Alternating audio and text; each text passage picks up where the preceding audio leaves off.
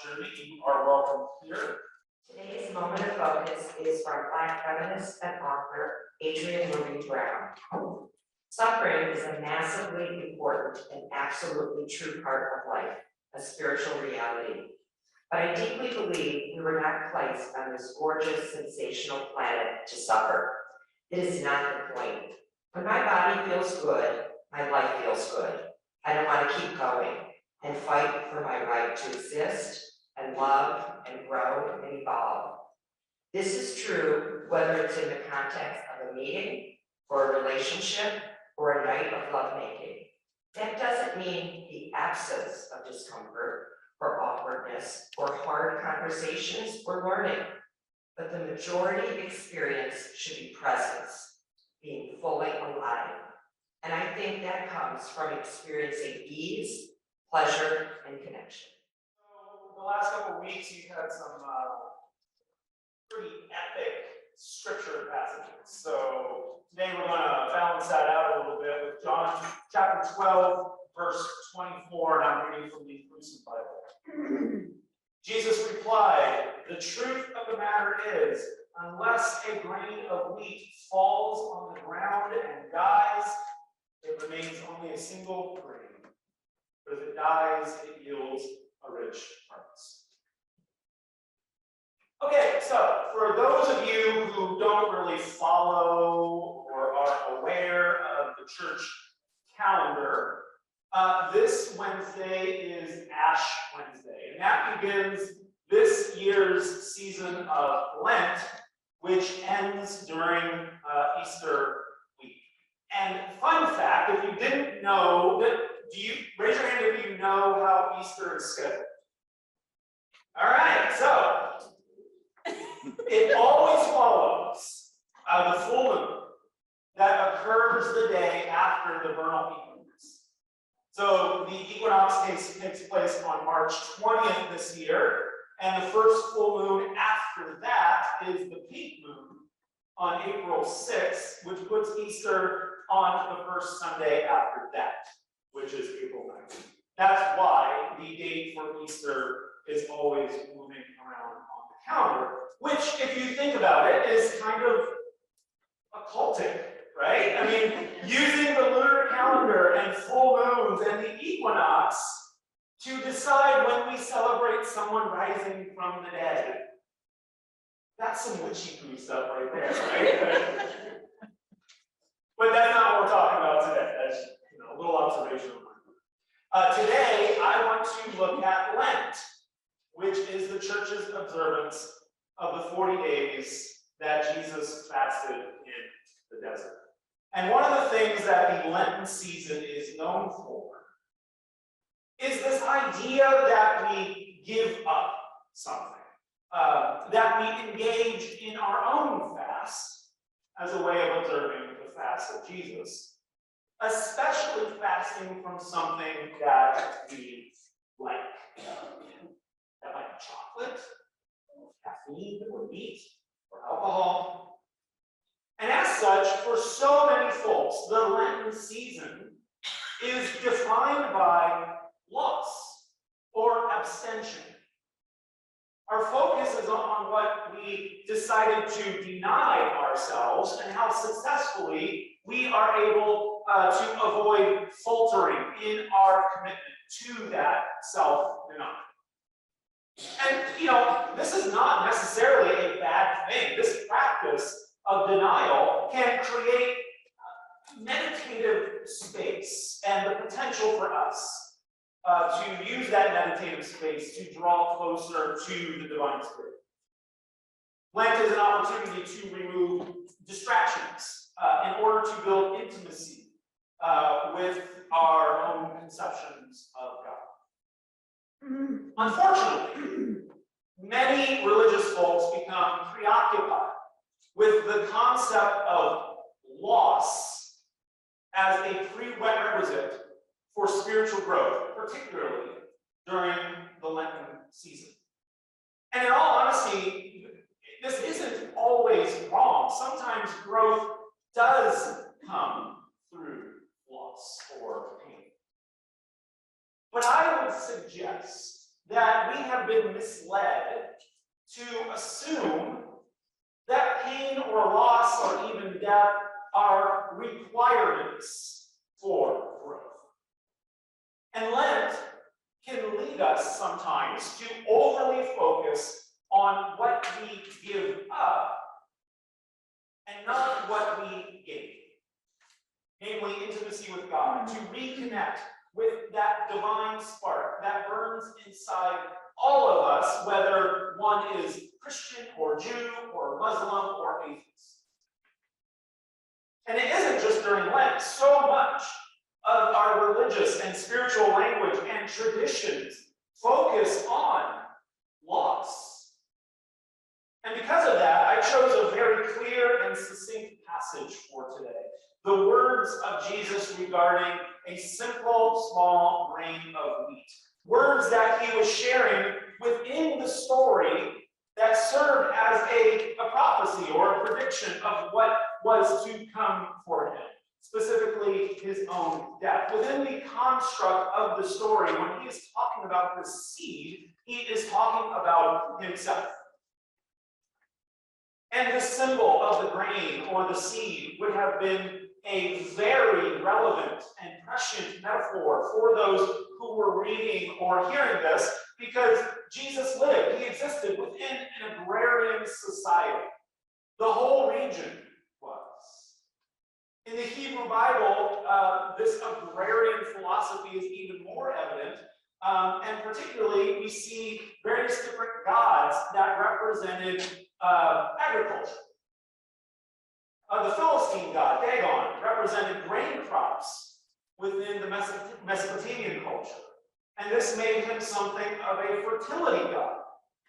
And many ancient gods were often connected to agriculture due to the agrarian needs of the region, and also due to the cycle of life and death that crops and plants represent. And in addition, some scholars suggest that the dying God-man narratives revolving around figures such as Osiris and Mithra and Attis and Dionysus, as well as Jesus, these narratives were connected to the cultural and religious evolution of those fertility myths. It's not difficult to see the correlation, right? The seed representing someone like Jesus or even Osiris. That seed is placed into the ground. That seed dies and is reborn into something greater. And so the writer of John here is most likely utilizing the tradition of fertility gods, which were regularly represented as women within the tradition.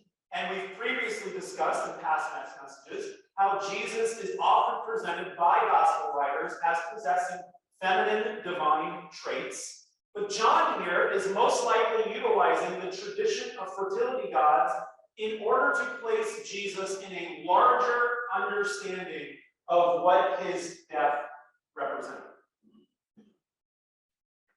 However, while loss does play a part with the seed entering the ground and dying, the farmer doesn't necessarily look at it that way, though, right? I mean, it's not a matter of a farmer losing seeds. He's not out there throwing the seeds out going, man, I spent all these money on these seeds and now they're just going to die. The farmer's not doing that, right? But rather, there's this expectation, an exciting expectation of those seeds transforming into something healthy and life-giving. All right, so what do we got here? What is it? Corn seeds, right? Yeah, okay. So, I mean, you have a seed, you take this seed. Now, what I want you guys to do, I mean, what do we do with seeds, right? What do? We plant them. So why don't you guys go ahead and plant your seeds in here. I'll plant one too. Where do seeds want to be? Do seeds want to be in here? Where do seeds want to be? Yeah, they want to be in there, don't they? They're excited about this. This is their moment to shine, right? All right, so we put the seeds in there, and the soil is a good thing, right? And then what else do we do with seeds when they're in the soil? We water them, so I'll put a little bit of water. And then after we do that, then what do we do with all this? What's a good thing to do? We should probably put it with the sun. Why don't you grab that and let's walk it over here. All right, so was any of that like bad for the seed? No. I mean, the seed's probably going to do what next, do you think? It's probably going to grow. I mean, fingers crossed, hopefully it's going to grow. All right, thanks, ladies. I appreciate your help. So nothing we really do with seeds in the cycle is a bad thing. Yes, the seed dies, but there's excitement and transformation and something new happening with that seed, right? But so often in religious communities, we talk endlessly about how to deny ourselves, how to die to ourselves. In some cases, even losing our individual identities within religious communities. But rarely do we establish language and practices and traditions around what is life-giving or transformative. Are loss and death and denial, are these prerequisites for growth, as we are so often told? Must something or someone or some habit always have to die in order for a new thing to grow? Do we actively have to seek out loss in order to evolve? Now, of course, some degree of loss is absolutely inevitable in life. That's just the reality of the world we live in. But those who have lost the most have not always gained the most. It's not always a direct correlation. And those who have denied themselves everything are not always the most whole. The idea here is not to avoid all loss or death. That is absolutely impossible. The idea I'm presenting here today is to challenge the common theological and cultural idea that loss and death are required for growth. Or even worse, that loss and death are inflicted upon us by God as some sort of lesson or pathway to blessings or greater spiritual understanding. One of the things that infuriates me as an individual, as clergy, as you name it, is this idea when something horrific happens to someone. It's written off by many people as, oh, God has a plan. Or God wanted you to go through this in order to learn something. How many people have heard that before? So common, right? I presented a question in a class once that kind of shut down conversation in the class. But I said, I have a daughter, and if I walk into a room and my daughter is being raped by someone, how horrible would it be for me as the father to say, well, she's going to learn from this experience? But we approach God in that exact same manner. Now, in today's moment of focus, Adrienne Marie Brown says this: suffering is a massively important and absolutely true part of life, a spiritual reality. But I deeply believe we were not placed on this gorgeous, sensational planet to suffer. It is not the point. When my body feels good, my life feels good. And I want to keep going and fight for my right to exist and love and grow and evolve. This is true whether it's in the context of a meeting or a relationship or a night of loving. That doesn't mean the absence of discomfort or awkwardness or hard conversations or learning, but the majority experience should be presence, being fully alive. And I think that comes from experiencing ease, pleasure, and connection. In other words, we are not defined only by our trauma or our pain or our oppression. Our experiences also include stories of bravery, of risk-taking, of subversion, and a radical invitation to those with whom we are in relationship with. Now, there are those who look at the crucifixion of Jesus, 'tis the season, There are those who approach Easter or the Passion narrative, and they see a story about an angry cosmic parent that sacrificed their own child out of necessity.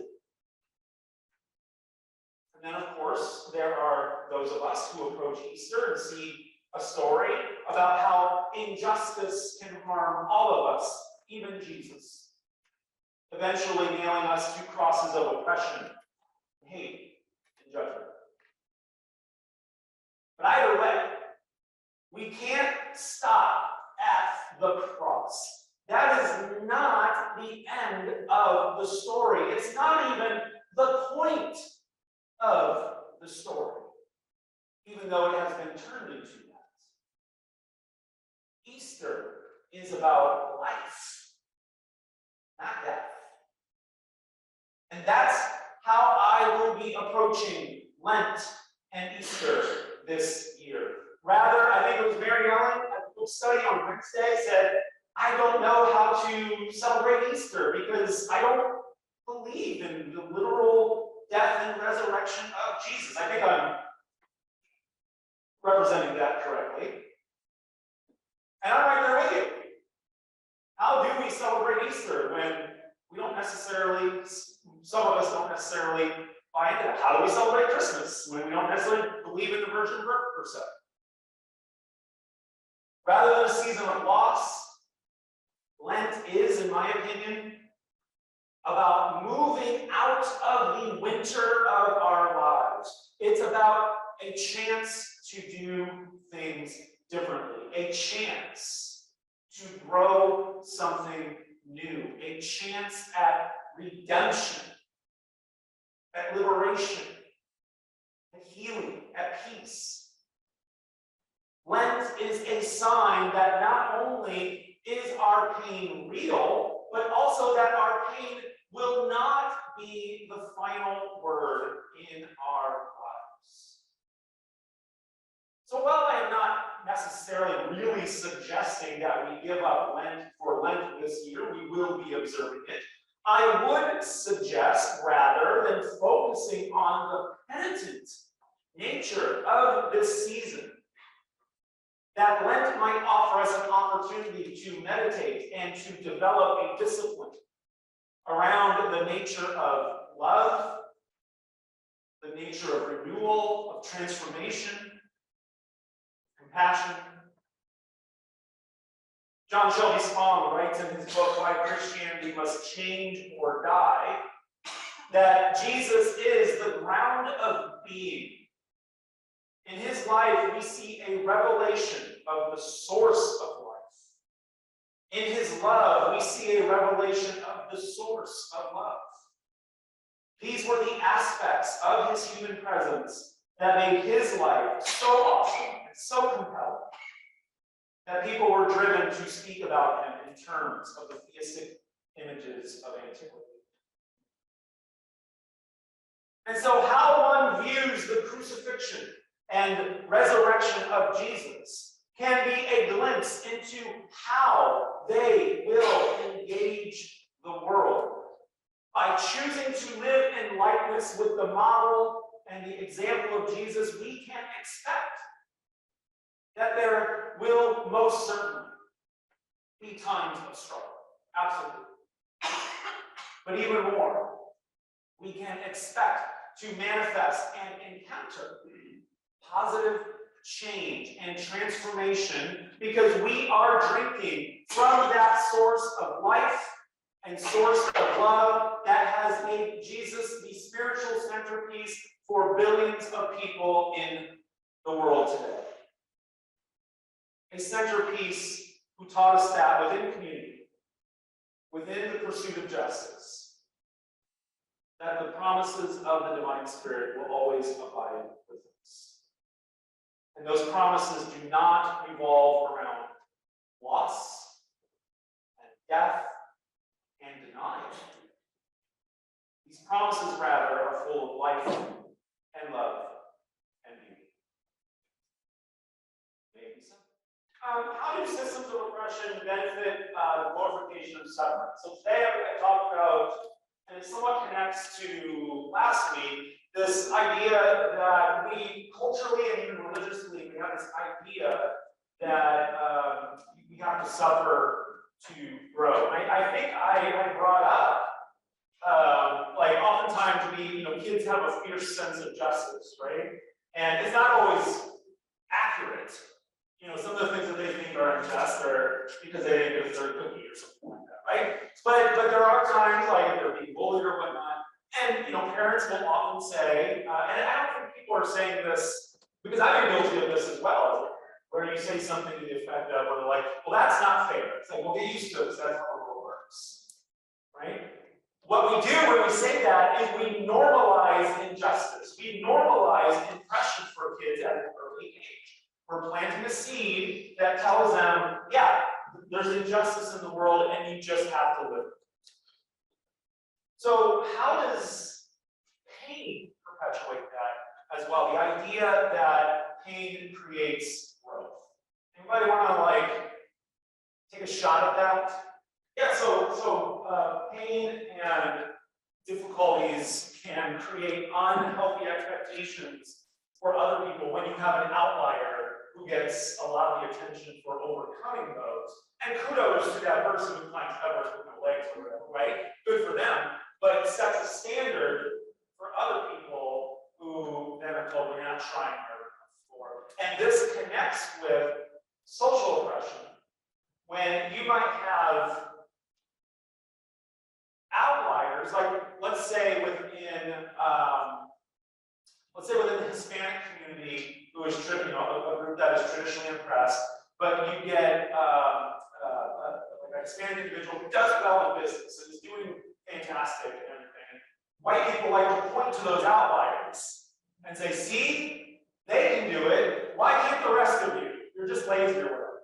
When the reality is that the system is built against people of color. And it actually helps white privilege to have the occasional escapee because you can now point at them and say, "See, they did it. Why can't you?" And so it's very much similar to what Charlie was talking about. But commentary is with a disabled brother, I see the exact same thing over and over again.